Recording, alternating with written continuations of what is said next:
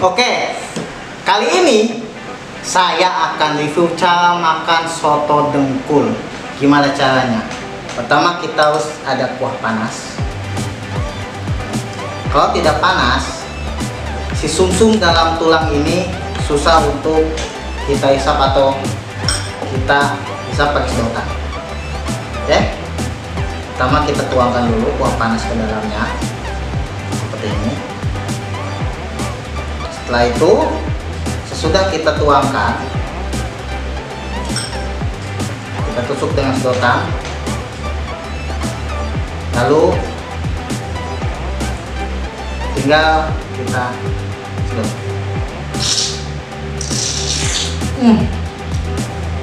Rasanya tuh pokoknya kalian harus cobain. Hanya ada di warung soto dengkul Teh Ita. Selamat menikmati.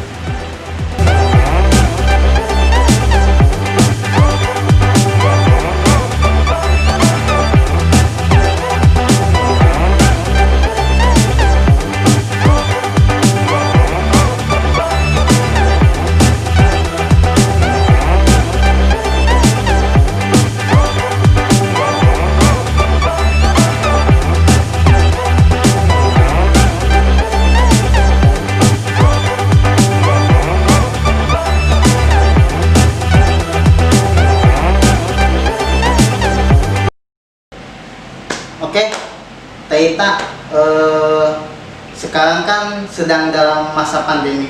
Ya. Bagaimana cara Teh Ita ini mengatasi usaha Teh Ita itu selama COVID ini, dan seperti apalah? Tolong kasih tips-tipsnya itu buat kawan-kawan. Ya, mungkin semua orang kaget ya, shock banget, shock berat. Pas dengar kita semua kena PSBB.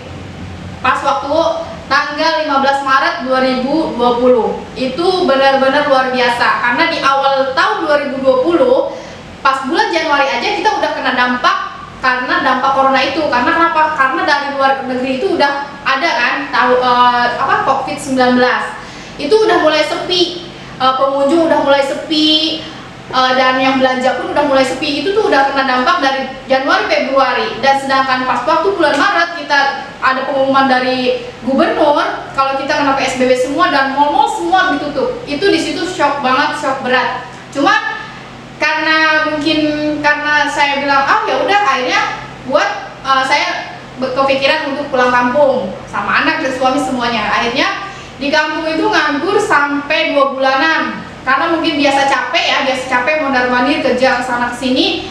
Akhirnya punya ide dari salah satu teman waktu SMP, ketemu tuh. Dia mungkin udah pernah nyobain soto saya, mungkin enak ya, mungkin seleranya dia enak masakan saya. Akhirnya dia punya ide untuk bilang, bisa nggak sih lo bikin usus crispy, kata dia. Kaget dong, seorang tukang soto beralih menjadi tukang usus crispy. Terdengarnya itu aneh gitu kan, masa sih gue bisa gitu kan. Akhirnya dipikir, pas begitu dipikir-pikir, akhirnya nggak tahu deh, pas hari itu kata suami, kamu coba deh bikin kentang Mustofa, karena kan sekarang lagi pandemik nih, orang-orang nggak bisa keluar untuk keluar cari makan, karena kan bener-bener PSBB itu ya sih namanya, bener-bener dijaga banget, nggak boleh keluar kan. Akhirnya ya udahlah, punya ide tuh bikin kentang Mustofa. Awalnya dari kentang Mustofa sih, bukan dari usus crispy, awalnya kentang Mustofa. Akhirnya diupdate lewat akun sosial media saya. Di akun WA ada teman dari Jakarta, gue pesen dong. Akhirnya terus tuh membludak tuh orderan kentang Mustofa. Akhirnya ngerembet ke usus crispy. Akhirnya waktu itu sampai 1000 toples kita sehari jual. Dari awal 1 kilo, 2 kilo, 5 kilo, sampai 10 kilo, akhirnya sampai 500 kilo. Oke, Teh Ita, sampai sekarang apakah masih banyak pesanan-pesanan? Sekarang kan masih pandemi nih. Iya. Ya. Nah, apakah masih banyak pesanan-pesanan seperti itu, atau meningkat ataukah menurun?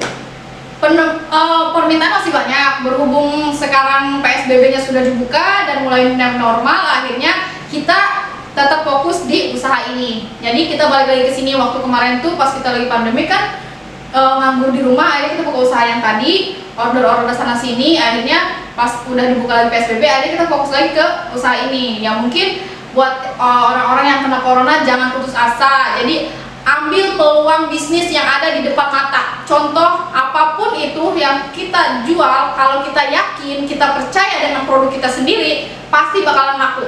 Karena apa? Saya aja nggak pernah kepikiran jadi tukang usus. Akhirnya saya jadi waktu pas corona saya jadi tukang usus. Akhirnya pas buka kembali warung soto dulu kita nggak kehabisan modal. Jadi bisa kita puterin lagi.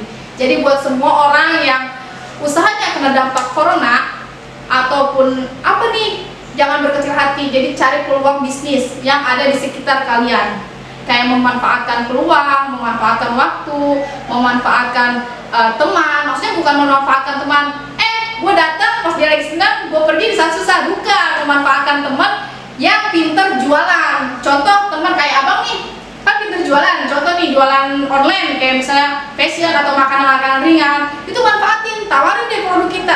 Gue jual ini loh, tolong dong, gue jual ini sediain dulu seberapa, kayak gitu. Karena saya juga kemarin sampai punya 40 reseller, Cilincing, Jakarta, Tangerang, Bandung, sampai kota-kota besar yang pernah saya ini, sampai ke Medan pun saya punya. Kemarin tuh kirim paket kayak gitu bang. Jadi pokoknya usaha apapun yang penting kita yakin. Jangan dengerin kata orang, lu tuh jaga gini, lu gini, gak usah. Yang penting kita yakin, kita jualan, kita laku, insya Allah pasti ada jalan. Oke. Ingat itu kawan-kawan, kata Taita, di dalam usaha itu yang penting adalah kita yakin dan jangan gampang menyerah dan terus berusaha.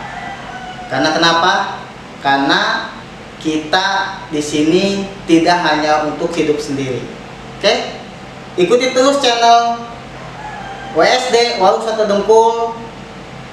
Jangan lupa like and subscribe.